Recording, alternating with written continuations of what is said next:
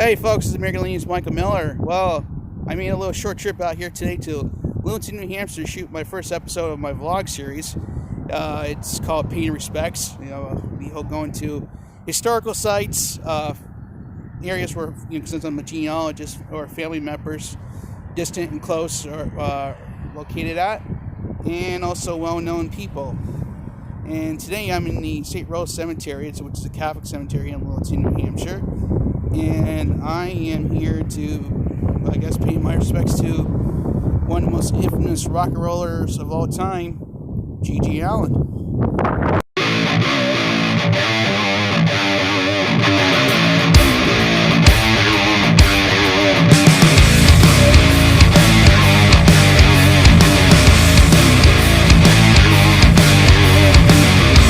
Well, right in front of me is a McLaughlin, which I'm not sure if it's a relative of mine. I have ancestors named McLaughlin, and I got a Tremblay right here, which I also have ancestors named Tremblay.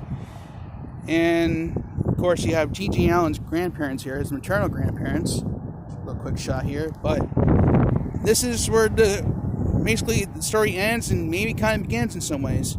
This would be the back view of the Tombstone when it was once here. The murder junkies come here on the anniversaries, the big ones. They'll probably be here next year and probably jamming out to G.G. Allin songs he did with them. And, let's go for a little biography of G.G. Allin, and then we'll do the final walk from the funeral home where the infamous rock and roll funeral of his took place, and where he's buried right here today in Littleton, New Hampshire. G.G. Allin, born Jesus Christ Allin. For some reason, his father had a vision of Jesus telling him that his boy should be named Jesus Christ because he was going to be something. Was born August 29th, 1956. And after his parents' divorce and his mother took away from his father, she would rename him Kevin Michael Allin later on. He was born August 29th, 1956 in Lancaster, New Hampshire. His father was Merle Colby Allin, and his mother was Loretta Guffner. He had an older brother named Merle, who actually gave him the name Gigi when Gigi was only a few days old, because he couldn't pronounce Jesus, so he pronounced him Gigi. Growing up in early childhood years, Merle and the future G.G. Allin lived in a log cabin with no running water or electricity. Their father was a strict and abusive person, really religious, threatened to kill his family many times, and isolated the family from anybody, family, friends, and neighbors. Eventually, the mother got brave enough to leave Mr. Allin in 1961 and ended up divorcing him, of course, and then remarrying. And by 1966, the family was living in East St. Johnsbury, Vermont, and eventually it was settled in Concord, Vermont, where both Gigi and Merle graduated from high school. Merle and Gigi were obviously influenced by Alice Cooper, and then, of course, Gigi was a huge fan of New York Dolls. He would come to school cross-dressing a lot in those days. I can imagine what it was like in the 1970s, that period, especially in Vermont. Eventually, Merle and Gigi would form a band called Malpractice, which was, they were together for 2 years. Actually, Gigi was a drummer before he was a frontman. And they would go their own separate ways. They would not be in a band together, at least to the late 80s when they formed the Murder Junkies. Of course, Gigi fronted a band called The Jabbers from 1977 to 1984, and one of their big albums that came out was on Orange Records in 1980, called Always Is and Always Shall Be. And pretty much the Jabbers had pretty much of Gigi's antics, and obviously there were more things to come in the 80s that would defy Gigi's career. So from 1985 to 1989, G.G. Allin would make many albums with different groups. Some groups called like the Texas Nazis and the Holy Men, which he did an album called You Give Love a Bad Name. The ironic because Bon Jovi had the same title of a song of that name. But yeah, he would do a lot of albums throughout the years, mainly for Homestead Records, and some were, just albums he did on his own. He would never get a regular job, so he would, just hustle, hustle, hustle. You know, the 1989 album, Suicide Sessions, would be the album that would be in his Walkman when his brother Merle put in his casket on the day of his funeral. And but during this time period was the time when he started to go, whack or insane in the shows. And again, I mean, I love people going on beyond the edge, but Gigi, excuse me, went way beyond the edge. In 1985, it started all in Peoria, Illinois, when this first show when he defecated on stage. And well, it was pretty much gone crazy since then. And later on in the late 80s, he would get violent with the fans. Would cut himself, bleed, and also would run around naked. And then also with the feces he defecated, he would throw out in the crowd, and that's with it on his own. It was. He was definitely pushing the boundaries, and there's no question about it. And at that time, I don't know if it did him any good to do that. But again, like I said before, I give credit for him being an original guy. But at the same time, though, it's like, come on, dude. you know? Well, by this point, he threatened to commit suicide on Halloween 1989. And obviously, the drugs and alcohol were getting to him, to the point where he never did commit suicide because he ended up being in jail because of he apparently he violated a girl pretty badly. I'm not gonna get too much into the details of the case. You can look it up yourself. So he ended up serving in jail for a good over a year or so. And again, like I said before, I mean, I'm already a guy for his originality, but I, don't dig the violence he committed on other people, and especially women. But hopefully the guy obviously learned from jail, and after he got out, he got back with his brother to form the Murder Junkies. So after his release from prison in 1990, Gigi Allen got back with his brother Merle, and they formed the Murder Junkies. Gigi would do other albums with other artists, and pretty much he was focused on the Murder Junkies with his brother Merle.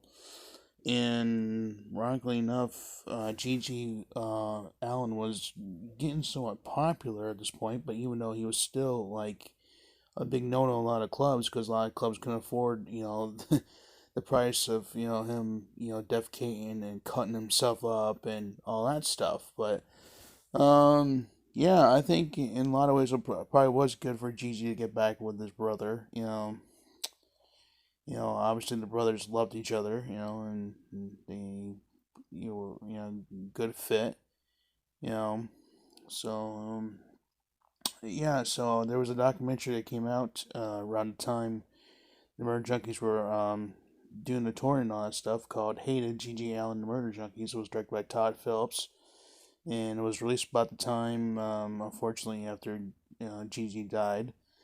And of course, Gigi Allen became the talk show darling in the early 90s as well, beyond Geraldo Rivera's show, Jerry Springer show, and of course, his most famous interview was on which technically I guess would be his last one, the Gene Whitney show, where watching that interview, it's like it's hard to think if he was really being serious and real, because I mean he was there obviously to shock people, because that was his act. He wanted to shock people, of course, to believe what he was saying, and yeah, it was crazy, seeing that footage again. I grew up about that time in the early teens, and G.G. Allen wasn't exactly on my radar, so I really didn't know who he was. I didn't see those. I mean, I saw Geraldo growing up as a kid, but not so much Jerry Springer. Springer didn't come in my market growing up to a kid to like later in the late 90s, you know. And I don't know who Gene Whitney was, but probably Gigi's most famous song at this point, and still to this day, was probably Bite of You Scum. And yeah, so well, let's see. Obviously, the big album he did with the Murder Junkies was Brutality and Bloodshed for All, and he did one previously in 1991 with the group called Anti-Scene, and rocking up the album was called Murder Junkies. So, obviously, he was riding high in 1993, but unfortunately, it was that one gig in New York City that basically called the lights out for Gigi.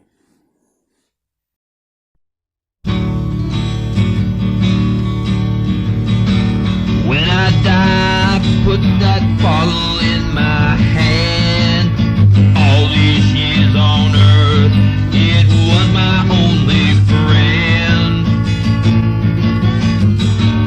When you dig a hole and gonna bury me, put that bottle of Jim Beam to rest beside me. All my life I've been living on the run, hanging out in bars and hotel rooms, annoying everyone. Living on the road, running from coast to coast, spending many nights in jail like a gunman at his post. When I die, you don't have to cry. You don't have to feel no feelings inside. Never cared or had no feelings for no one. The only one I cared for was the one who made me come. Live my life like a loner on the trail. Some of the nights in jail, I couldn't afford no bail. No one to call, no one to see me through. So I bought a gun one day and I came gunning after you. Living on the road, playing skunk fuck rock and roll. I'm on the road and I haven't got no home. Never lived nowhere long enough to call home. I'm just an outlaw, some fuck playing my rock and roll. Never had nothing that could keep me satisfied, except my booze and my drugs and that woman by my side. She was no woman, but she's good enough for me. She's got that cunt between her legs, and that's all I need. So when I die, put that bottle by my side. Bury me with old Jim Beam and I'll be on my hell ride. When I die, when I die, down to hell is my final destination. When I die, put that bottle by my side. It's the only friend I had in life, and it kept me satisfied. Living on the run, you'll never take me out alive. I bought a gun, I'm leaving now. Bye bye, bye bye.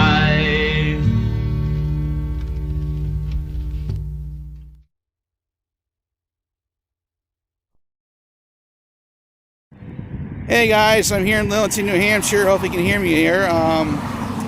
Right across the street from me is the funeral home called Ross Funeral Home. I don't want to stay here too long because I don't know what's here doing whatever. But this is the on July 3rd, 1993.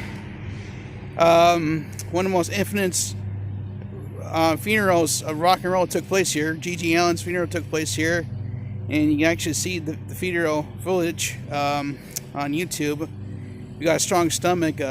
Hopefully, you can handle it, because you and I, who've been around, dead bodies and stuff, thought it was really out there. But apparently, the funeral was a crazy party, and G.G. wasn't embalmed. He wasn't even washed, for God's sake.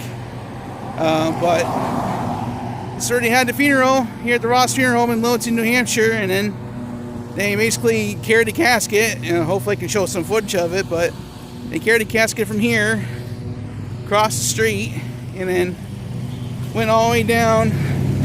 This is Route 18 in New Hampshire, and this is the Protestant section of the cemetery here. Can you imagine carrying the casket? I mean, let alone it's like about an 800 feet walk, but man, that is nuts. In a July heat too as well, probably. It was probably hot that day, back in July 3rd. Ironically enough, I was in New Hampshire that summer. Again, I didn't know who G.G. Allin was at 14 years old, and it wasn't like he was on my radar by any means, music-wise. Like I said before, there's a couple tunes I like by G.G. Allin. Other than that, though, it's like the guy was pretty nuts, what he did. But I respect him for being original. And his brother Merle, who I think still runs the Murder Junkies today. I'm not positively sure, but... And here's the statue here, Protestant Cemetery here. If you guys can see it or not. Sun here, let me get up to it and see what it says. It says, in commemoration of the service of the soldiers and sailors of the town of Littleton in the Wars of the Republic. And of course, there's a little statue up there. I think pretty much all the wars, but mainly this was probably built for the Civil War veterans. But I think they had to come to one of the roads here, because where Gigi's buried, there's no way you can carry a casket with the downhill slope. So I don't know, I'm doing the exact walk from Ross Funeral Home to the cemetery, but basically it's about 800 feet walk, and you're carrying a dead body in this, early summer heat.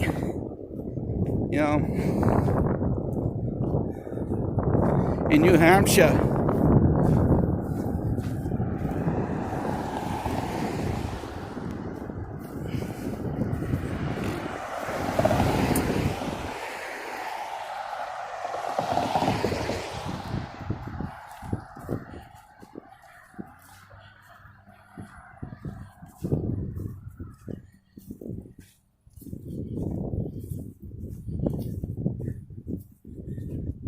Getting close to I think technically we're in the Catholic section of the cemetery now, the St. Rose Cemetery. Apparently there's a governor of New Hampshire that's buried here, but obviously it's pretty quiet here today. I think the Catholic cemetery, as much as paying the Allin family to remove the tomb, I mean not the tomb, but the headstone of G.G. was probably the right thing to do. People were just doing nasty stuff at his grave, like it was one of his shows.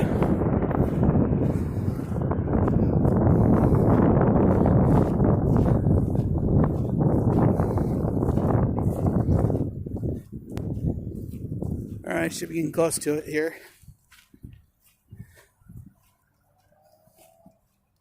Actually, yeah, here we are.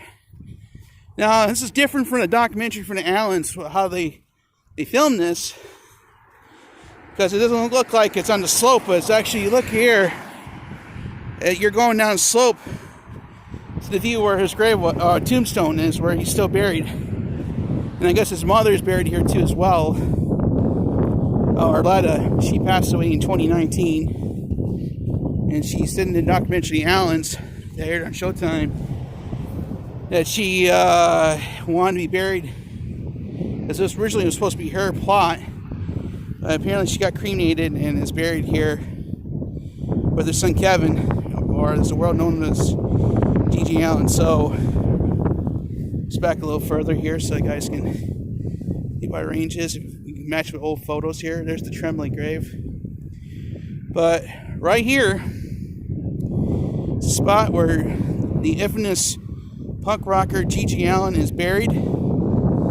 And he's buried with his mom, who died in 2019. She's cremated apparently, and her ashes are buried with Kevin's grave. And lo and behold, since part of the show here, I'm also a genealogist, and I also found out that G.G. Allin is actually a ninth cousin of mine.